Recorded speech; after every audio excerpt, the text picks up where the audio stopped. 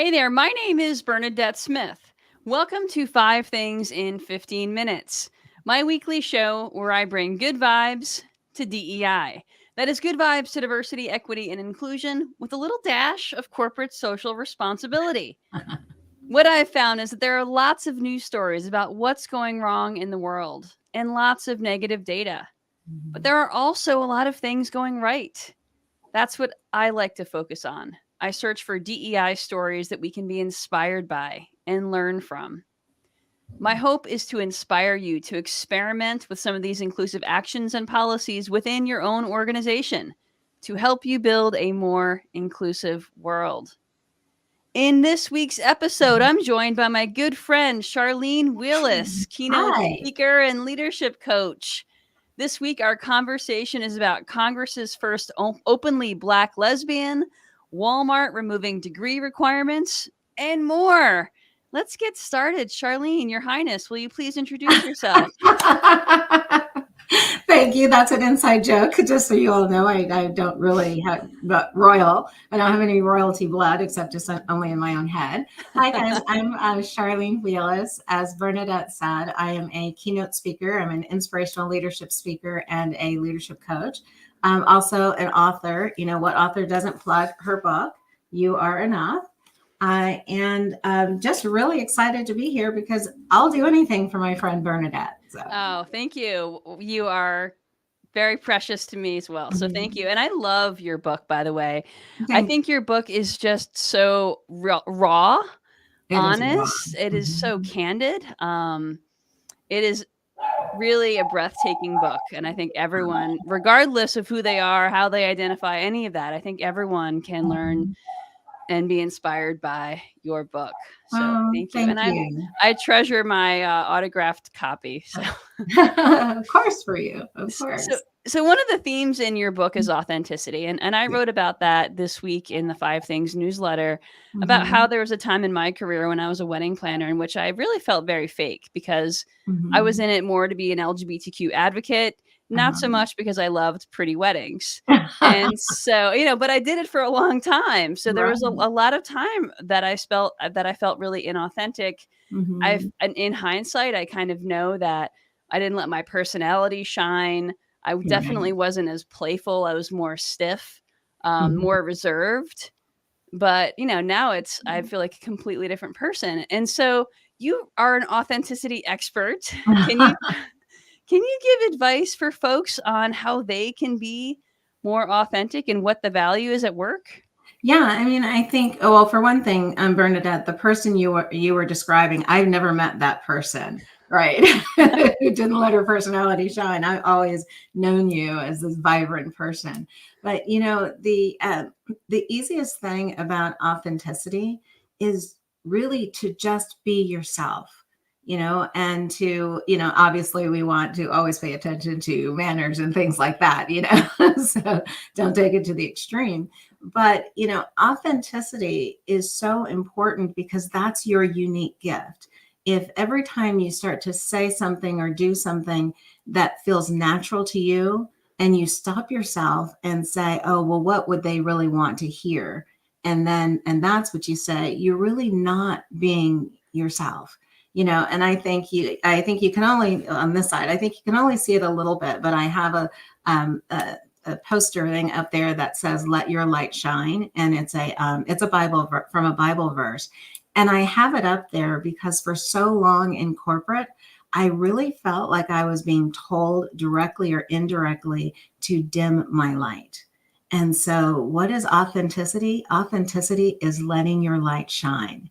And when you do that, you feel better about who you are and you lose that mask, that coat of armor, that hypervigilance that takes up so much energy just to get through the day. It sounds amazing, but it also can be a little bit easier said than done, especially from folks from traditionally marginalized groups. So, when folks are concerned about how they'll be perceived or racism or something as direct as racism or homophobia, like how do they let their, like, how do you do that? How do you fight past all the potential fears? Well, I think you have to decide what side you're going to be on, and there may be more than one. And what I mean by that is early on in my career, I decided that I was going to be a trailblazer, right? So I went places where I was tolerated, not celebrated, right? Not everybody has that kind of courage or needs to have that kind of courage. And to those people, I say, go where you're celebrated, not where you're tolerated. You can only, there are people who are meant to fight the system. And I happen to think that I'm one of them. And there are other people who maybe their gifts are different. And I think, and it took me a long time to learn this lesson, but if you have to put so much energy into just getting up and getting to where you work or where you go to school, make a choice to do something different somewhere else, right? Because everybody always says it, but life is too short, and it really is too short to be someone else. That makes a lot of sense, and that sort of is one of your quotes, right? Make that choice. Like, yes, it's choice, not chance, that changes your life. Yes, Absolutely. I love that. Will you just give a 20-second explanation of what choice, not chance means? Yeah. So I came up with this because I believe that throughout our lives, we have opportunities to make decisions at pivotal points. And in those times, we either make a choice or we leave it to chance.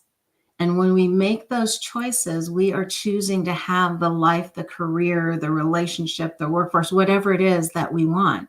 So it truly is choice, not chance, that changes everything. And I really try to encourage people, choose before chance takes over. I love it. Thank you. And Mhm. my conversations with you, I always find very inspiring. And one of the things that you said today that's inspired me is, well, in the chat now we see authenticity is letting your light shine. I decided just last week what my 2024 word of the year is, and it's Mhm. shine. So Oh, that's great. That's very great. aligned. Yes. All Uh-huh. right. So let's move into this week's good vibes. The first Okay. story, the first story comes from Walmart, which is rewriting. Mhm. Walmart is rewriting job descriptions for many corporate roles Mhm. to remove degree requirements if the candidate has the necessary skills through prior experience or Mhm. alternative learning. So, one of many companies starting to Mhm. make this shift, especially, and it's awesome because especially folks from traditionally marginalized backgrounds, they're less likely to have degrees. Mhm. Well, and you're less likely to be referred to college, right? And often you're told, "Oh, well, that's a stretch school. Maybe you should do something else." And so I really applaud Walmart for this, and I don't applaud them often, but I really applaud them for this because I tell you, I know people who have degrees who are dumb as a doorknob. And I know other people, I guess that was probably not the right saying to use, but it's not It's literally. And then I know others. Someone who I just adore comes to mind who did not go to college, and he's brilliant. And think about, and not only that, there's a lot to be said for being scrappy and having to figure things out. And when you bring all of those different pieces and people together, just imagine what can be created. And having a degree doesn't just automatically make you qualified. I mean, how many of us graduated from college and then said, well, what am I qualified to do? Yep. Right. So I really applaud Walmart, and I hope other companies follow suit. I really do, because they're missing out on some great talent just because they didn't go to college. And a lot of times it's because they didn't have that opportunity. Exactly, exactly. So this is definitely something hopefully we'll see more of. Mhm. I love it, love it, love it. And especially in fields like cybersecurity, data Mhm. analytics, you don't need degrees. You can get really great certificate programs. Google has Mhm. a certificate program, and Right. then they hire from that. So it's definitely Mhm. the way I think we'll start seeing more companies go. Okay, Right. the second story comes from Lincoln Park Zoo here in Mhm. Chicago, which Mhm. recently launched Memory Enrichment, a groundbreaking monthly program for those folks with dementia, creating a welcoming space for connection with wildlife and community building. So this combines education, multi-sensory experiences, low impact physical activity, Mhm. and it mirrors common practices found in memory cafes. So this goes Wow. along with some of the zoo's other accessibility programs like sensory friendly hours, Mhm. ASL, and more. I love this. Wow, that's great. And are the participants, do they get any kind of interaction with animals? I believe that they do with Mhm. the guide, of course, that they have Right. specific times that they run this program, Mhm. and they do get interaction with the animals, and I think that there are some, like, reflection activities Mhm. where there's, like, facilitated discussion about, I don't know, prior experiences with the animals. Yeah. I don't know exactly, but Right, right. Well, I think animals have huge healing power. I really do. Of course, as you know, I have 3 dogs to take care of my 3 personalities now. But one of the most the spiritual, not religious, but spiritual experiences I ever had was when I went on safari in Africa with my family. And one morning, I'm standing out in the Masai Mara. I didn't pronounce that correctly, and I'm standing there and I'm seeing lions, I'm seeing gazelles, I'm seeing giraffes, and it's super peaceful. And I'm just holding a cup of coffee, realizing how incredibly insignificant we are in the whole world, that this whole ecosystem. And it was just such a moment of peace and calm. And so I'm a big believer in animals, and good on the zoo for taking on things like that, and making accessibility and working with memory, especially. I think that's just fantastic. yeah, thank you, and thank you for sharing that memory. I could visualize it. Like, Oh, good. I could see you there. Yeah, it made me wanna, have that. I've felt similarly at, like, the Grand Canyon, Mhm. but, that sounds particularly, special. All Yes. right, the third story comes from the US Senate. We have Mhm. a new Congresswoman, Yeah. Senator LaFonza Butler, who is the first openly Black lesbian to join Congress and the Mhm. sole Black woman in the Senate. She is appointed to fill Dianne Feinstein's vacant Mhm. seat, who we just lost, and becomes the third Black woman as a US Senator until a special election is held. Mhm. Whew, nice. Wow, that is great. And one of the best things about that is that she is openly a lesbian. She's openly herself, right? She's not trying to hide it.